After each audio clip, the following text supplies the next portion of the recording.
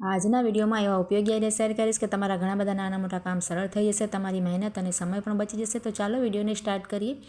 તો જો આ રીતે ક્યારેક છે ને આપણે લસણ લઈ આવીએ ને તો ખૂબ જ નાનું આવી જાય છે અને આપણે છોલવામાં ખૂબ જ તકલીફ પડે, ખૂબ જ ટાઈમ ખરાબ થાય. તો તેના માટે છે ને લસણને આ રીતે તેની ગાંઠ લઈ લેવાની અને ઉપરથી આપણે ડુંગળીની કરીએ ને એ રીતે જરાક ઉપરનું ભાગ કટ કરી લેશો ને તમે, તો તમારે હથેળીથી જે આપણે ભાંગીએ ને એ રીતે ભાંગવું નહીં પડે. જો આ રીતે તમે કરી લેશો એનું જે મૂળ હશે ને એ જ કપાઈ જશે, એટલે આ રીતે છૂટું પડી જશે. બધું જ લસણની કળીઓ આપણે છે ને એક પ્લેટમાં છૂટી કરી લેવાની અને આ રીતે છૂટી થઈ જાય ને ત્યાર પછી આપણે શું કરવાનું કે ગેસ આપણે ચાલુ કરી લઈશું અને આ રીતે કોઈ પણ કુકર લઈ લેવાનું. જો આ રીતે ગેસ ઉપર કુકર મૂકીને તેમાં છે ને થોડુંક પાણી ઉમેરી દઈશું આપણે, અડધો ગ્લાસ જેટલો જ, આપણે વધારે પાણી નથી નાખવાનું.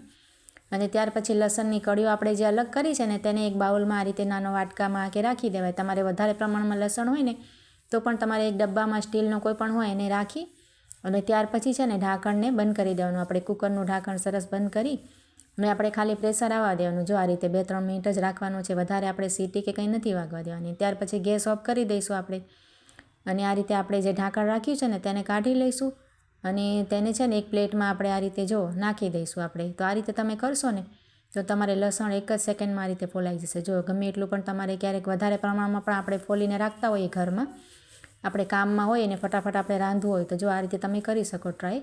ખૂબ જ સરસ આઈડિયા છે. તમારે બધા ફોતરા જો એમને એમ નીકળી જશે. તમે કદાચ આ રીતે કરશો કે પછી રૂમાલ છે ને આપણે કોઈ રૂમાલ લઈ લેવાય કે કોઈ મસોટામાં આ રીતે કરીને તમે આમ ઘસશો ને જરાક હળવા હાથે તો તેનાથી પણ લસણની જે છાલ છે ને એ એકદમ સોફ્ટ થઈ ગઈ. આપણે કુકરમાં રાખ્યું ને એટલે પાણીમાં, ગરમ પાણીમાં, તો ખૂબ જ સરળતા પડશે. આ રીતે આપણે વધારે ફોલવું હોય તો આ રીતે ટ્રાય કરી શકાય.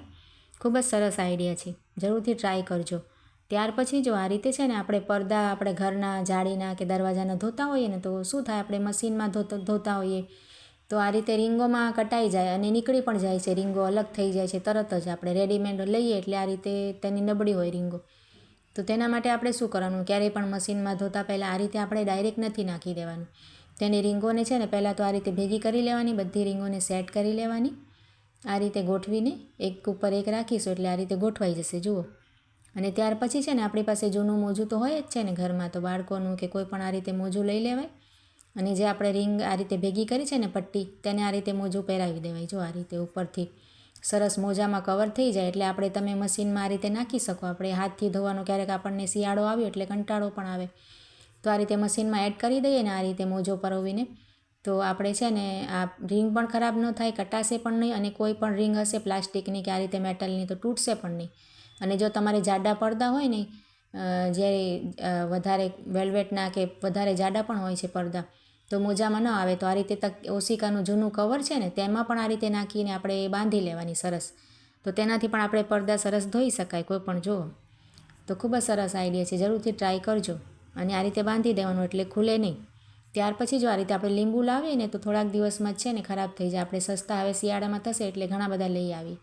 તો આપણે શું કરવાનું, એક કાચની બરણી આ રીતે લઈ લેવાની અને ત્યાર પછી તેમાં પાણી આપણે ભરી લેવાનું અને લીંબુને પહેલાં સરસ ધોઈ અને ત્યાર પછી આ પાણીવાળી બરણી હોય ને તેમાં આપણે તમારે જેટલી પણ નાની મોટી લઈ લેવાય. જો આ રીતે ના હોય તો આપણે કોઈ ગ્લાસ કે એવી કંઈ હોય ને કન્ટેનર હોય, કોઈ બાઉલ વગેરે હોય તેમાં પણ આ રીતે પાણી ભરીને નાખી શકાય. આપણી પાસે બરણી ના હોય તો તમારા લીંબુ ઘણા દિવસ સુધી છે ને ફ્રેશ રહેશે. આ રીતે ફ્રીજમાં રાખી દેવાય તો ખરાબ નહીં થાય, તેનો ટેસ્ટ પણ ખરાબ ન થાય અને લીંબુની જે કલર હોય છે ને ઉપરથી તે પણ ખરાબ ન થાય. ખૂબ જ સરસ આઈડિયા છે, જરૂરથી ટ્રાય કરજો અને સારી લાગે તો લાઈક કમેન્ટ પણ જરૂરથી કરજો. ત્યાર પછી છે ને આ રીતે આપણે જો શર્ટને આપણે પ્રેસ કરતા હોય ને તો કોઈને આપણે જે નવી છોકરીઓ હોય શીખતી હોય આ રીતે ઇસ્ત્રી કરતાં વધારે ન ફાવતું હોય તો તેના માટે આ સરસ આઈડિયા છે. આ રીતે આપણે છે ને તેને સેટ કરવા માટે આ રીતે ઉપર છે ને કોઈ પણ ચોપડી આપણી પાસે હોય ને, બાળકોની ચોપડી ના હોય તો પુઠ્ઠું પણ રાખી શકાય. આ રીતે પાછળના ભાગે રાખી અને આ રીતે તમે ઘડી કરશો ને ઇસ્ત્રી કર્યા બાદ તો ખૂબ જ સરસ ફટાફટ થઈ જશે અને ફાવશે પણ આપણને. એમને એમ કોઈને ના ફાવતું હોય તો આ રીતે ટ્રાય કરી શકાય. ઉપર પુઠ્ઠું કે આપણે આ રીતે ચોપડી રાખીને ખૂબ જ સરસ ઘડી જરાક વારમાં જ થઈ જાય. જો આ રીતે સેટ થઈ જાય અને કરચલી પણ ના રહે અને વાર પણ ના લાગે તો આ રીતે કરી શકાય. જુઓ ખૂબ જ સરસ ઘડી આપણે થઈ ગઈ અને ત્યાર પછી આપણે જે પણ પુઠ્ઠું કે આપણે ચોપડી રાખી હોય ને તેને ઉપરથી આ રીતે કાઢી લેવાની. જો હું તમને બતાવું છું ને એ રીતે, તો આ રીતે આપણે ઘણા બધા શર્ટ ઇસ્ત્રી કરીને સેટ કરી શકાય. ખૂબ જ સરસ તેની ઘડી થશે, વિખાશે પણ નહીં અને કરચલીવાળું પણ આપણે શર્ટ ના થાય. જુઓ તો તો આજના આઈડિયા કેવા લાગ્યા કમેન્ટ દ્વારા જરૂરથી જણાવજો. સારા લાગ્યા તો લાઈક કરજો.